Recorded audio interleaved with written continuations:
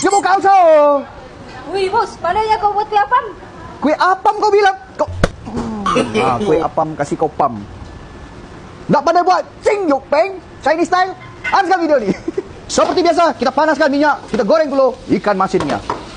Okey, selepas dia garing-garing, kita tutup api, kasih naikkan dia dengan hangus ya. Di sini saya sudah sediakan 500 gram paha ayam dicincang. Lepas tu dada ayam dicincang. Lepas tu kita masukkan garam, gula, chicken powder, lada putih, Ajinomoto, kicap cair, sos tiram, minyak bijan, minyak yang digoreng ikan masin tadi, tepung jagung sedikit. Itu kita kacaukan sebati. Sedikit halia cincang. Oh, selepas dia sudah sebati, kita kena masukkan sedikit ikan masin. 3. Berapa lama lagi ikan masin tu? Tidak lama bos. Okey sudah. Simpan sikit sini. Masuk. Okey, cukup. Lampu banyak ni. Ini simpan balik sana. Nanti dulu. Kau lambat bah kau.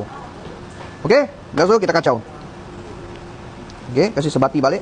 So, kita sediakan satu piring begini yang flat. Kita letak sedikit minyak ikan masin tadi. Lepas tu kita sapukan serata. Kita masukkan ayam yang sudah siap. Kita kasih flatkan dia dekat tray.